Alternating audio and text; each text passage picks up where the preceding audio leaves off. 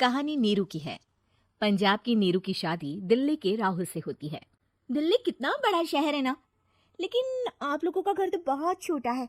हमारे पंजाब में तो ये बड़े बड़े घर होते हैं कि मजा ही आ जाता है। कोई बात नहीं नीरू, मैं भी तुम्हारे लिए बहुत बड़ा मकान बनाऊंगा बहुत जल्दी।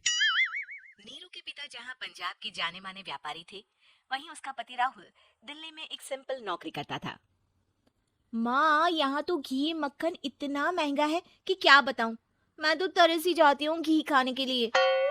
नीरू की माँ को ये सुनकर बहुत दुख होता है। मेरी बेटी को घी नसीब नहीं हो रहा है और ये बहू यहाँ बैठकर घी में शक्कर डाल रही है। देख वनिता, मैं साफ कह रही हूँ, इस घर में जितना घी आएगा उतना ही मेरी बेटी के घर दिल्ली भी जाएगा। अरे ये क्या बात होती माँ जी, बेटी का उतना ही करो जो अच्छा लगे। अब क्या मायके से घी और मक्खन तक की सप्लाई करोगी आप? हाँ, मेरी बेटी किसी चीज को तरसे मुझसे बर्दाश्त नहीं होता। अब क्या था, नीरू के मायके में 2 किलो घी आता तो 2 किलो दिल्ली जाता नीरू के पास। एक दिन, माँ, बड़ी गर्मी पड़ती है दिल्ली में। इस घर में तो एक ही एसी है और वो भी ड्राइंग रूम में। सारा परिवार एक ही कमरे में सोता है। हाँ बेटा, वो तो हर घर की कहानी है। यहाँ भी एक ही एसी है। अरे बिल इतना आता है कि क्या बोलूं। तभी वहां राकेश आ जाता है। माँ, थोड़ी देर में यहाँ कुछ प्लम्बर आएंगे मेरे कमरे में एसी लगाने, जरा ध्यान से लगवा देना ना माँ। ओए, ऐसे कैसे तेरे कमरे में एसी लगेगा? हाँ राकेश, एक बार बात तो कर लेता।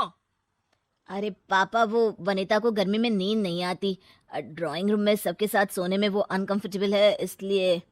अरे पूरे परिवार के साथ वहाँ तेरी बहन नीरू भी तो सोती है, वो नहीं हो रही क्या अनकंफर्टेबल? समझ रहा है ना?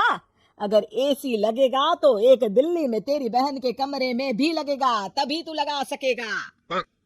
राकेश वनिता को सारी बात बताता है। वनिता करती भी क्या, मन मार कर बैठ जाती है। माँ, ये लोग ठीक नहीं है, क्या करूं मैं?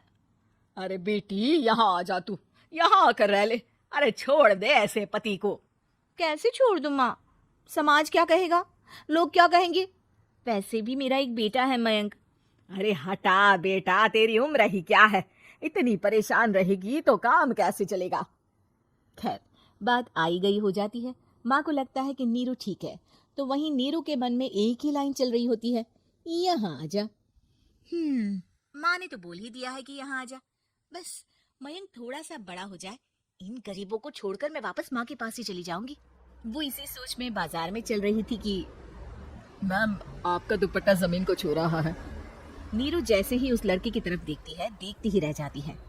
हाय रे, कितना सुंदर लड़का है ये। अब क्या हुआ? मैंने कहा आपका दुपट्टा। तो खुद ही उठा कर दे दो ना। लड़का समझ जाता है कि नीरू उस पर फिदा हो चुकी है। वो उससे उसका नंबर लेकर चला जाता है। अब क्या था, नीरू और रोहित में लगातार बातें होने लगती है। मैं हरियाणा का रहने वाला हूँ, यहाँ एक बड़ी कंपनी का मैनेजर हूँ। अच्छा, और कितने बच्चे हैं तुम्हारे? बच्चे? अरे मेरी तो शादी भी नहीं हुई है। तुम बताओ, शादी करोगी? नीरू शर्मा जाती है। अब लेकिन मैं तो पहले से ही शादीशुदा हूँ। मुझे फर्क नहीं पड़ता, बस तुम शादी कर लो, भाग चलते हैं। बहुत पैसे वाला हूँ मैं, हमेशा खुश रखूंगा तुम्हें। नीरू रोहित से मिलकर सारा प्लान बना लेती है और फिर एक दिन घर से भाग जाती है। दोनों शादी कर लेते हैं। शादी के बाद, क्या बात है नीरू, तुम्हें परेशान सा देखता हूँ, सब ठीक तो है ना? हाँ हाँ, सब ठीक है।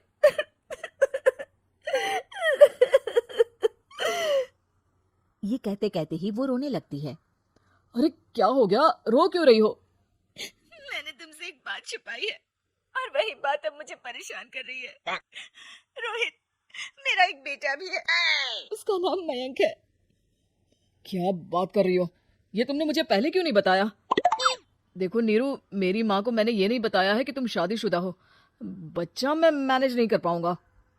नीरू को समझ में नहीं आता कि वो क्या करे। तुम उस बच्चे को अपनी माँ को क्यों नहीं दे देती? नीरू चुपके से माँ को फोन करती है। माँ, क्या मयंक को तुम रख सकती हो?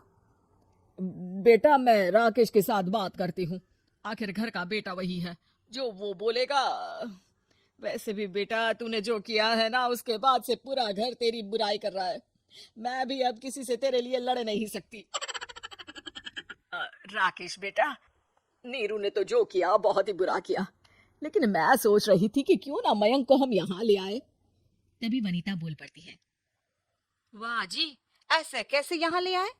यहाँ क्या भंडारा भरा है? और जिस बच्चे की माँ ने नहीं सोचा उसके लिए हम क्यों सोचे? नीरू को एक बार तो अपने बच्चे के बारे में सोचना चाहिए था ना। अरे लेकिन तेरे पास भी तो लड़का नहीं है ना वनीता। माँ, वनीता ठीक बोल रही है। कल को वो बड़ा होकर इसी घर का हिस्सा मांगेगा तो हम क्या करेंगे?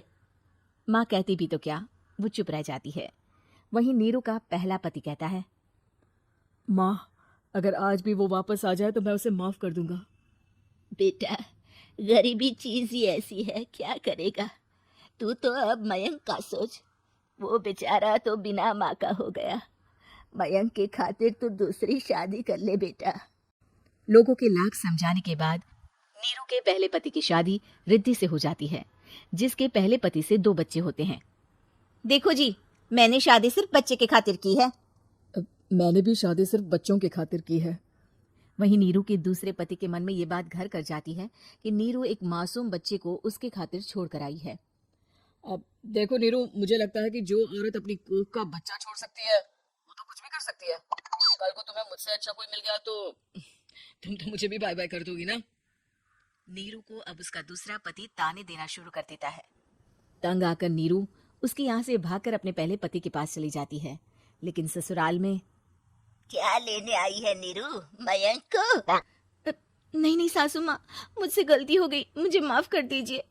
नीरू, अब वक्त खत्म हो गया है, मेरी शादी हो चुकी है। तो छोड़ दो ना उसे, हमारा बच्चा है। मैं आपको अपनी माँ नहीं मानता।